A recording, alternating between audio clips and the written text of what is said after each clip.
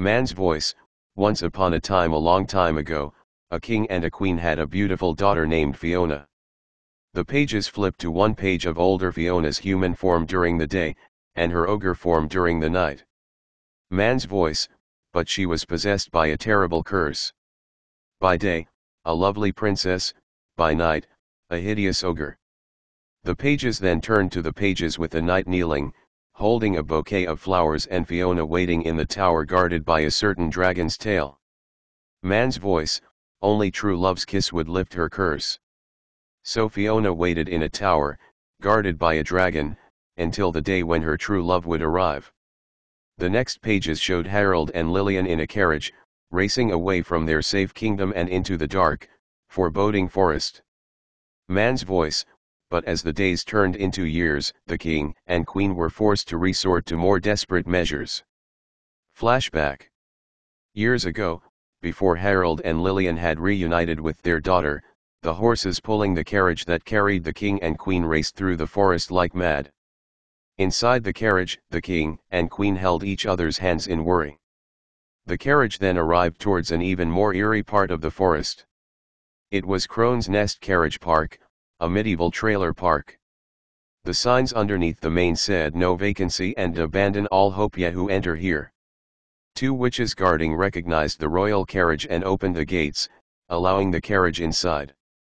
The carriage slowed down and was pulled more cautiously, and as that happened, the king and queen looked at all the witches inhabiting the area near their broken-down carriages. One witch sneered, while stroking a black cat she held, and many other black cats, that she hoarded, all snarled. King Harold yelped a bit.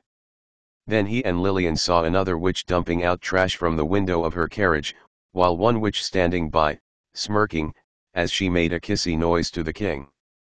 King Harold, ew. Then he and Lillian saw a family of hillbilly-type witches, playing mandolins, spitting tobacco, holding a bottle of moonshine and giving dirty, foul looks at the visitors, while a bare-butted baby witch was crawling on the ground. The royal couple were deeply unsettled as Lillian locked the carriage door. "Driver, pulls reins, whoa, there." The horses stopped at a huge egg-like carriage with an R on top. King Harold, "I don't know about this, Lillian." Fairy godmother said only true love's kiss could break Fiona's curse. Queen Lillian, "I don't trust that woman, Harold. This may be our last hope. Besides, he does come highly recommended by King Midas." King Harold, "But to put our daughter's life in the hands of this person. He's devious. He's deceitful. He's. A bit later, the king and queen were inside the carriage as the owner spun around in his chair, revealing himself. He was Rumpelstiltskin. "Rumpelstiltskin, Rumpelstiltskin, at your service." Lightning flashed at the mention of his name. His pet goose, Fifi, honked a bit. The little man kissed the uneasy Lillian's hand in respect. "Rumpelstiltskin, Mrs. Highness." She chuckled nervously a bit, pulling her hand away. "Queen Lillian, how do you do?" Fifi then hissed at Harold, startling him. "Rumpelstiltskin, down, Fifi. Get down." The goose did as her master said and went off to the side. Then the deal-maker rolled out a contract he had for the royal couple to sign. "Rumpelstiltskin, as you can see, everything's in order. King Harold, so you'll put an end to our daughter's curse?" "Rumpelstiltskin, and, in return, you sign the kingdom of far far away," gives a menacing look, "over to me." Lightning flashed again, and King Harold gasped at what the short man said. Lightning flashed even when it showed Fifi. The royal couple turned as Harold spoke quietly to his wife, while Rumpelstiltskin just listened in, giving a fiendish smirk. "King Harold, Lillian, this is madness. Queen Lillian, what choice do we have? Fiona has been locked away in that tower far too long. Rumpelstiltskin, it's not like she's getting any younger. King Harold, but to sign over our entire kingdom? Rumpelstiltskin, pulls contract away, well, if your kingdom's worth more to you than your daughter. The king angrily stopped the paper. King Harold, nothing is worth more to us than our daughter. Rumpelstiltskin, I thought not. So Rumpelstiltskin slammed the windows shut and got out a drawer of jars of magic ink, slammed one jar down and clapped his hands. Rumpelstiltskin, jump, Fifi, jump. The goose jumped in his arms and he yanked a feather out of her behind, making the king cringe in disgust. He then dipped the feather's end into the magic ink, with a small magic cloud appearing as Harold took the feather from him. Rumpelstiltskin, just sign it and all your problems will disappear. Lightning flashed for dramatic effect once more, as he slid the contract towards them. Harold was about to sign it, while Rumpelstiltskin eagerly and anxiously waited. The king hesitated a bit as he looked at his wife, who nodded seriously. So Harold proceeded to sign it, but before he could, the carriage's door was burst open and the royal messenger was there, out of breath. Messenger, Your Highness. The princess. She's been saved. Harold and Lillian gasped happily, while Rumpelstiltskin was shocked. Rumpelstiltskin, huh? The king turned, giving a smirk as he ripped the contract up, to the deal-maker's dismay. Rumpelstiltskin, lip trembling, who saved her? End of flashback. In the present, the book was Fincy being read by the certain foiled deal-maker, who was the one narrating. The next pages showed Shrek roaring, scaring away villagers, and then the helmeted Shrek carrying Fiona over his back while he and Donkey ran away from Dragon and the fire she breathed. Donkey's tail was even on fire. Rumpelstiltskin, no one would have guessed that an ogre named Shrek, whose roar was feared throughout the land, would save the beautiful Princess Fiona. He angrily turned the page, showing a picture of Shrek and Fiona, as an ogre, kissing and a separate picture of their babies. Rumpelstiltskin, irate, true love's kiss led to marriage and ogre babies. He ripped off the page of the babies, showing the page of good guys and villains, who were reformed thanks to Artie, holding hands together. Rumpelstiltskin, the kingdom of far far away was finally at peace. Sarcastically, goody for them. He ripped off that page as well, leaving the page with the ogre family in front of the swamp. Rumpelstiltskin, furiously, and they lived happily. He ripped off that page, leaving the page of Shrek with Donkey and Puss bumping fists. Rumpelstiltskin, ever. He ripped off that page, getting to the final one with Shrek and Fiona riding a unicorn, while Pinocchio waved a wand, Donkey ran with his kids, the three little pigs, the three blind mice, Puss and Jingy riding down rainbows, and the ogre babies riding a cloud.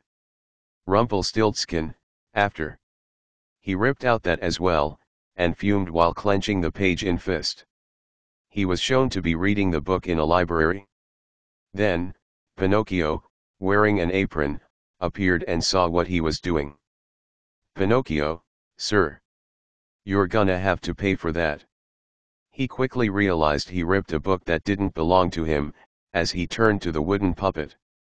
Rumpelstiltskin, stutters, maybe we could make a deal for it, little boy. Pinocchio, oh, I'm not a real boy. Rumpelstiltskin, smirks, do you want to be? The next thing you know, Rumpelstiltskin was booted out of the library by Pinocchio, screaming as he face-planted into the dirty sidewalk. Pinocchio, nobody needs your deals anymore, grumple stinky pants. He shut the door as the coughing former deal maker looked at the final page of the book and picked it up, looking at it with anger. Rumpelstiltskin, darkly, I wish that ogre was never born. In the certain swamp home of our ogre hero, another day was beginning as we see the same beware of ogres sign, now with the pictures of the ogre baby triplets added, and a swing set and small slide were added in the yard. Inside the home, Shrek and Fiona were asleep in their bed until awakened by a squeaking noise. They looked and saw their babies at the foot of the bed, with Felicia squeaking a squeaky toy. Felicia, wake up, Daddy, wake up. Fiona, good morning. Shrek, good morning to you too. The ogres kissed. After getting up and dressed, Shrek was in his armchair with his kids, each drinking swamp juice from their own sippy cup, and each gave a small belch. Fiona, passes by, better out than in.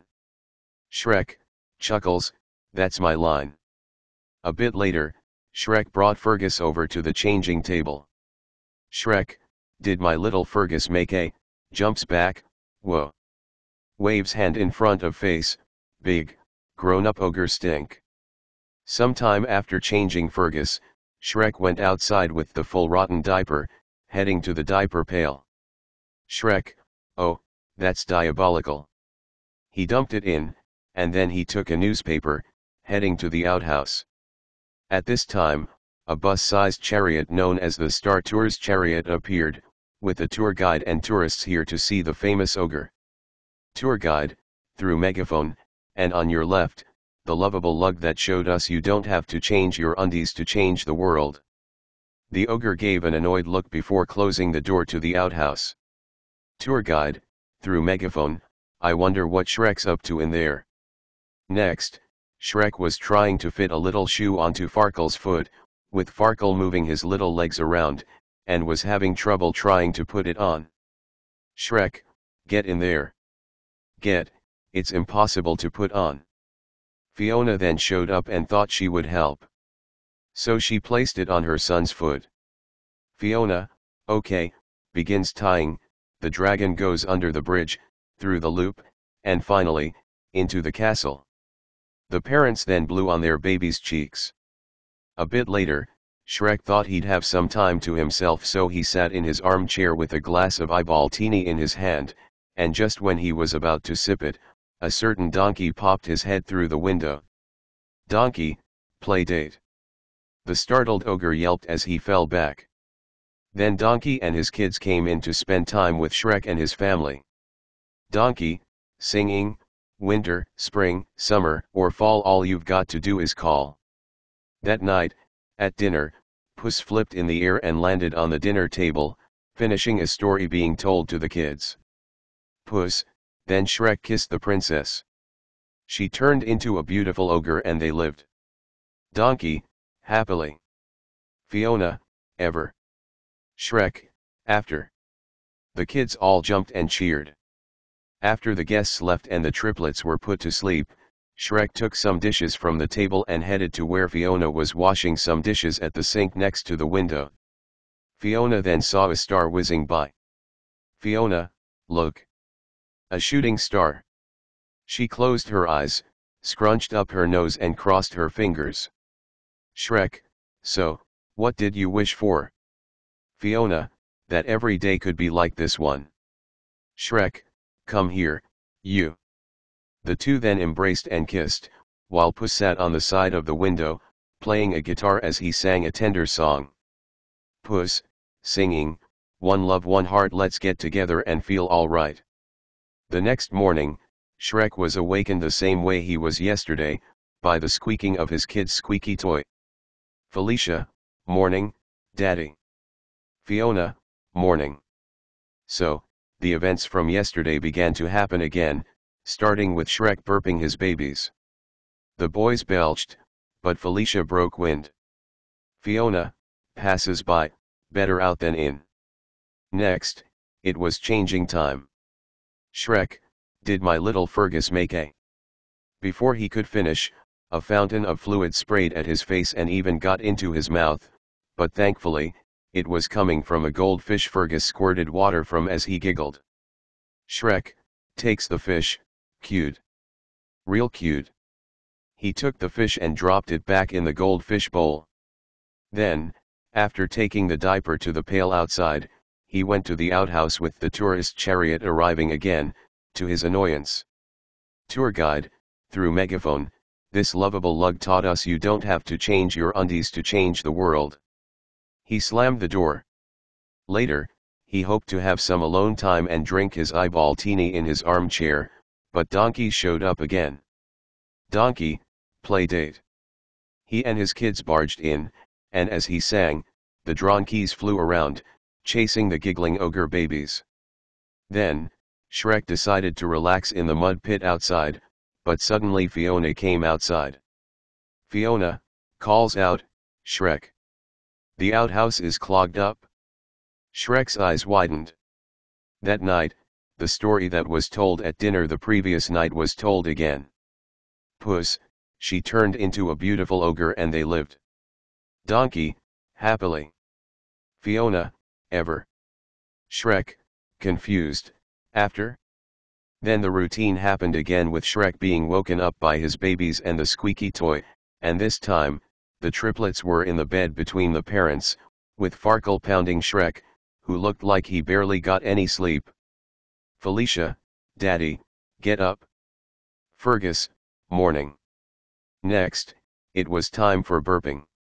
All three burped, one by one, but then broke wind simultaneously. Fiona, passes by, better out than in.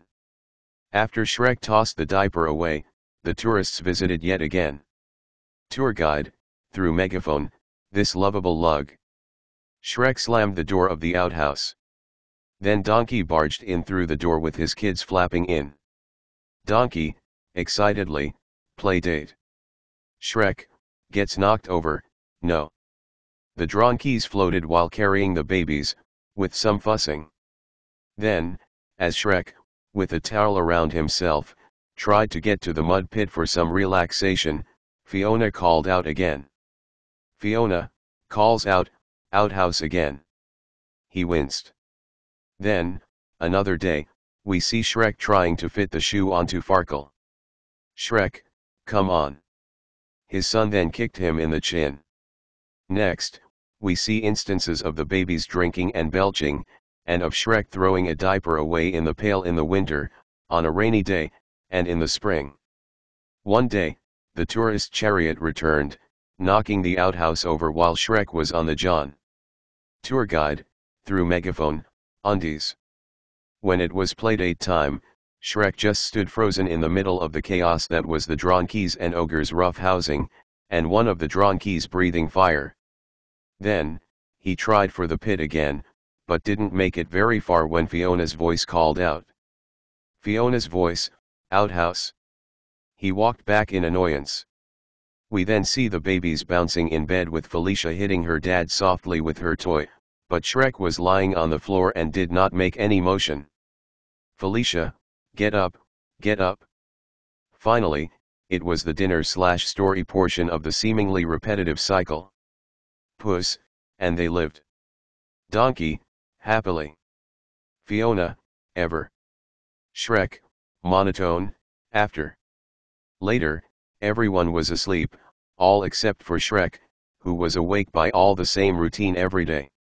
He rubbed his face with his hands, sighing a bit. He looked at Fiona, sound asleep, before getting up and walking to a dresser. There, he opened up a drawer with a folded-up piece of paper inside.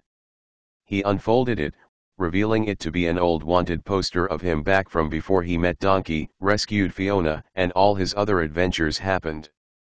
He looked glum, not feeling as if he was a real ogre anymore.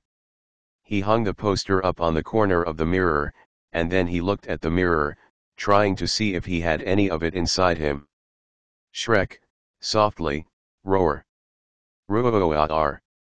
It was no use though, he didn't even scare himself. He hanged his head, feeling his days as an ogre were truly gone. The next day, he looked uneasy as he, his family and Donkey were riding Dragon, with Puss at the edge, playing King of the World, and the dronkeys were flying at her side, as the song Isn't It Strange by Scissor Sisters played. Shrek was carrying a back case full of baby supplies on his back. The babies whooped and laughed with excitement as Dragon soared through the clouds. The wind then pushed Puss back towards Donkey, and Felicia pulled on one donkey's tail, making her unintentionally shoot out flames at her brother's tail. He yelped and glared at his sister, thinking it was on purpose, before chasing her. He breathed fire at her, almost hitting her and barely blackening Shrek's snout. The group then arrived in Far Far Away, passing the kingdom's Hollywood-like sign, and came down for a landing near the Candy Apple, formerly known as the Poison Apple until the villains reformed, and everyone was unloading their baggage and getting off the dragon. Donkey, nice landing, honey. He and his wife kiss. Donkey, and remember, no eating the valet. Fiona then placed each of her babies on a donkey, and they were flown around for fun. As Puss carried a whole stack of presents for the triplets, since it was their birthday, Shrek was carrying down a fold-out 3-in-1 stroller. Puss, happy birthday, Ninos. Vamos a la fiesta. He set the 3-in-1 stroller down and tried unfolding them in frustration, but was having trouble. Then, to his further annoyance, some villagers ran over to him with pitchforks and torches, but not the way people used to. In fact, they were grinning. Villagers, hey, Shrek. Shrek. Villager 1, holds up his pitchfork's handle, Mr. Shrek, will you sign our pitchforks? Villager 2, holds up his torch, and our torches? Shrek quickly dodged the torch as it nearly touched him. Villager 3, man, you used to be so fierce. Villager 2, yeah, when you were a real ogre. Shrek, puzzled, a real ogre? He did not like what that villager was implying. A bit later, inside, Pinocchio was dancing on a stage in front of 4 animatronics. Pinocchio, singing, Happy Birthday Bash. No more diaper rash. 1 year older, not a pain, friends still remain the same, refrain. Super duper, party pooper. Birthday, birthday, birthday bash. Birthday, birthday, birthday bash. Then everyone else inside, minus Shrek, who was holding Felicia and Fergus, sang along. All, minus Shrek, singing, birthday bash. Da da da da da. All those who sang laughed and cheered, and Farkle imitated Pinocchio's dancing a bit. Donkey noticed Shrek not singing, laughing, or cheering. Donkey, Shrek, it's a sing-along.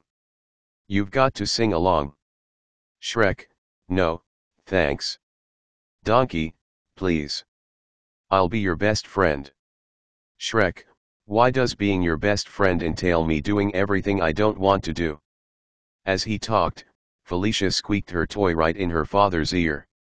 Shrek, puts her toy down, please, Felicia, not in Daddy's ear. Then a father tapped Shrek on the shoulder. Butterpants's father, excuse me, Mr. Shrek?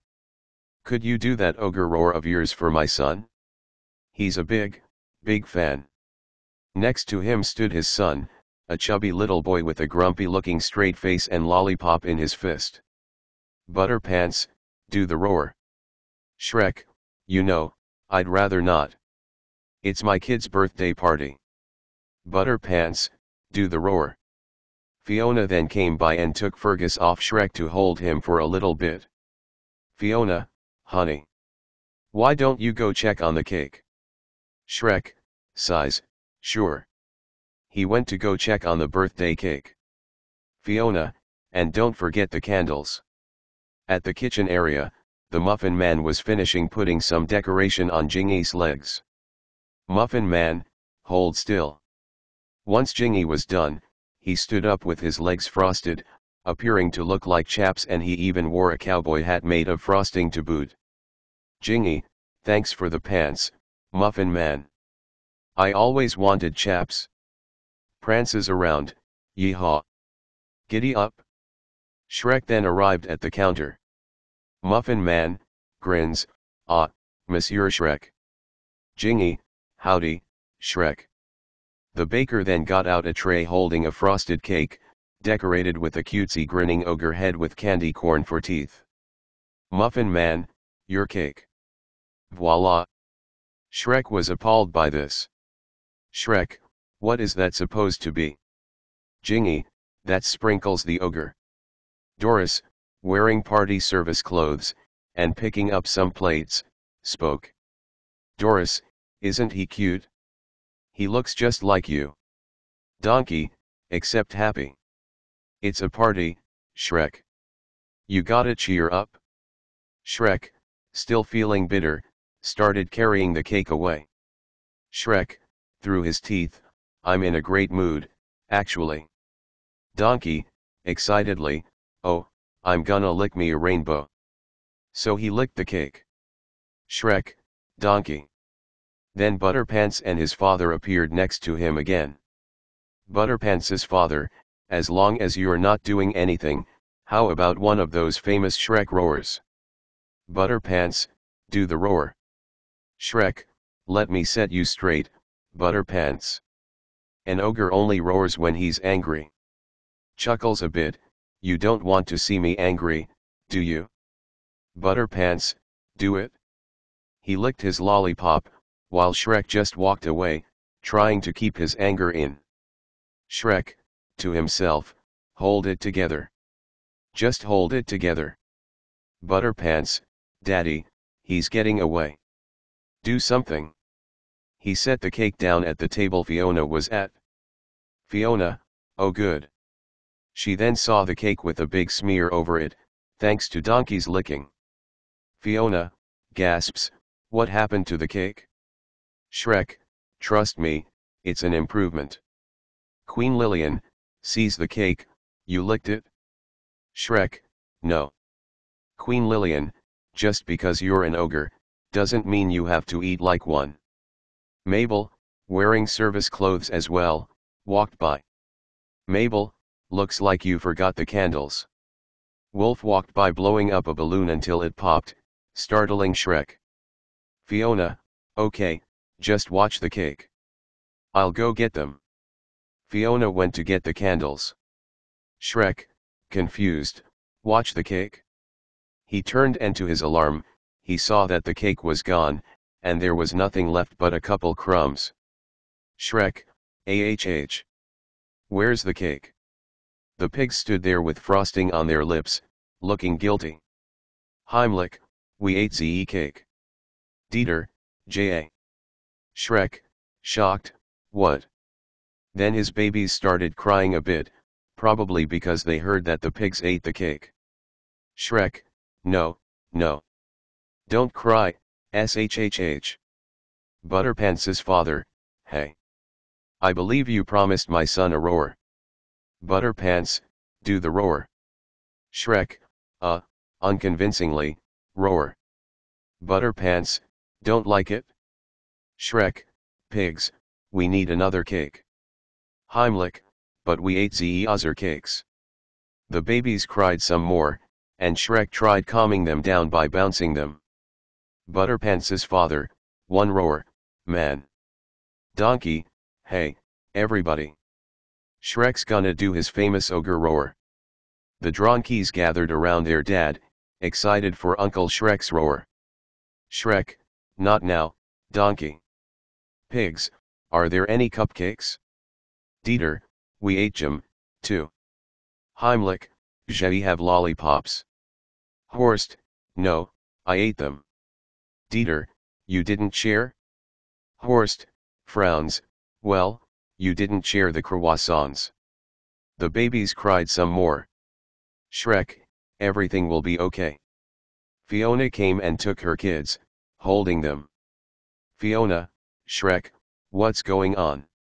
Next, Butterpants was hugging Donkey.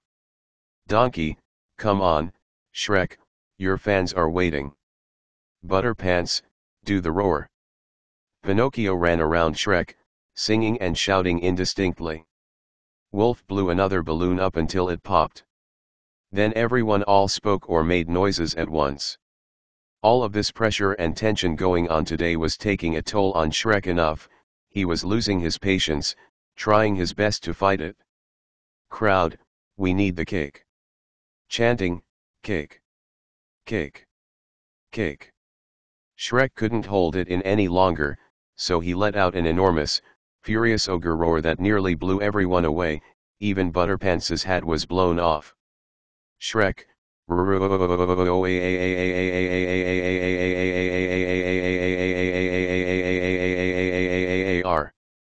once he was done, he panted, and everyone else was left stunned and silent for a bit until they all cheered. Butterpants chuckles as he hugs his dad, I love you, Daddy. Wolf then slapped a party hat onto Shrek's head, to his annoyance. Puss, everybody, I have found. He lifted his cape to reveal another cake decorated like the last one. Puss, finishes, another cake. Everyone, minus Fiona, started chanting Shrek's name as Shrek stared angrily at the cake, fuming. Most of everyone, Shrek. Shrek. Shrek. Shrek. Shrek. The concerned Fiona just noticed the look on her husband as he handed Felicia to her mother. Fiona, Shrek. Are you okay? Shrek continued glaring at the adorable ogre picture on the cake, feeling it mocked him. Most of everyone, Shrek. Shrek. Shrek. Shrek. Shrek. Shrek. Shrek then slammed his big fist into the cake's center, making everyone gasp in shock.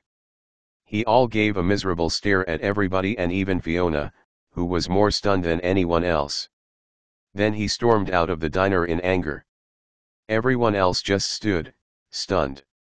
Even Jingy was stunned as his frosting chaps fell off. Outside, a familiar washed-up deal maker was in the trash, looking for scraps, as he saw a plate and licked it, trying to get some flavor. Then he heard the door slam as he hid, but saw Shrek storm out, with Fiona following. Fiona, unbelievable.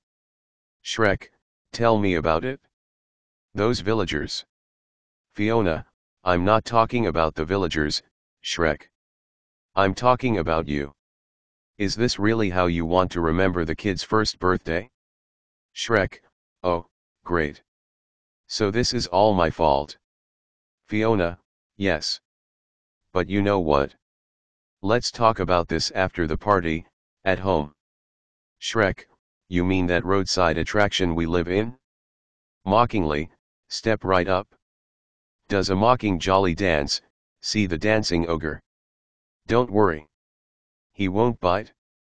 He then took off the party hat, smashed it and threw it to the ground. Shrek, I used to be an ogre. Now I'm just a jolly green joke. Fiona, okay, maybe you're not the ogre you used to be, but maybe that's not such a bad thing. Shrek, I wouldn't expect you to understand. It's not like you're a real ogre. You spent half your life in a palace. Fiona, solemnly, and the other half locked away in a tower. Shrek, look, all I want is for things to go back to the way they used to be. Back when villagers were afraid of me, and I could take a mud bath in peace. When I could do what I wanted, when I wanted to do it. Back when the world made sense. Fiona, you mean back before you rescued me from the Dragon's Keep? Shrek, exactly. She looked at him, appalled by the answer, and a long silence followed, before Fiona spoke quietly, feeling hurt. Fiona, Shrek, you have 3 beautiful children, a wife who loves you, friends who adore you. You have everything. Why is it the only person who can't see that is you? She then turned away and went to the door, looking back at her husband, who only gave a bitter look before she went back inside. Shrek just stood there before turning and walking away bitterly. Shrek, that's just great. As he left, Rumpelstiltskin peeked out, and his pet goose, who was now freakishly larger than she was before, peeked out of another trash can, eating some trash. Rumpelstiltskin smirked evilly, knowing this was his chance to finally get back at the ogre who put him out of business. Later, as rain clouds were appearing, Shrek was storming alone in the forest, stewing about what Fiona said. Shrek, if she thinks I'm gonna slink back there and apologize, she's got another thing coming. She's not the boss of me. I'm an ogre and I'm not gonna apologize for acting like one. He then heard a voice from the distance. Voice, help, please. Someone, anyone at all, help me. Please, help.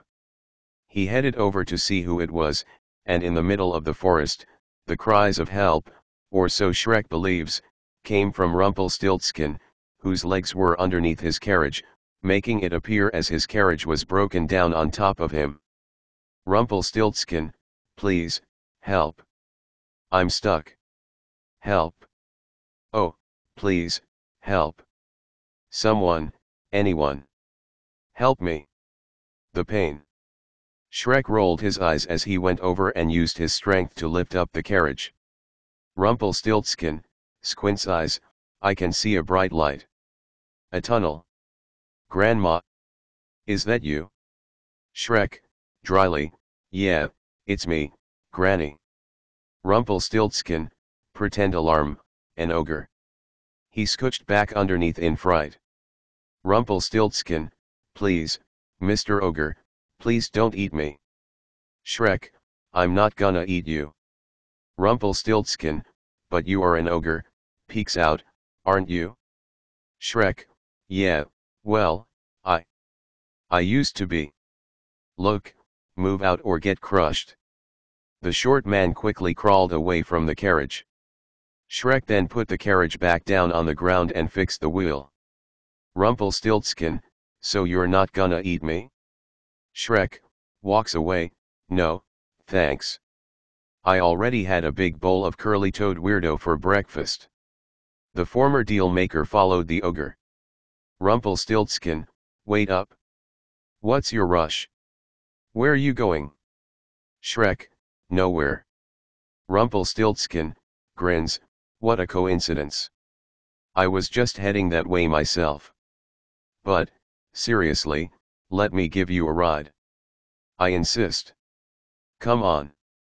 It's the least I can do after all you've done for me.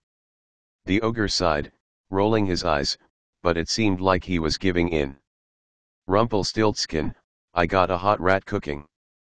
Shrek glanced back at the carriage, with Fifi at the reins, honking a bit. After Rumpelstiltskin managed to lead the ogre to his carriage, the two went inside with the short man throwing off his hat and going to his table to prepare a drink, shaking it up in his bottle. Rumpelstiltskin, all right?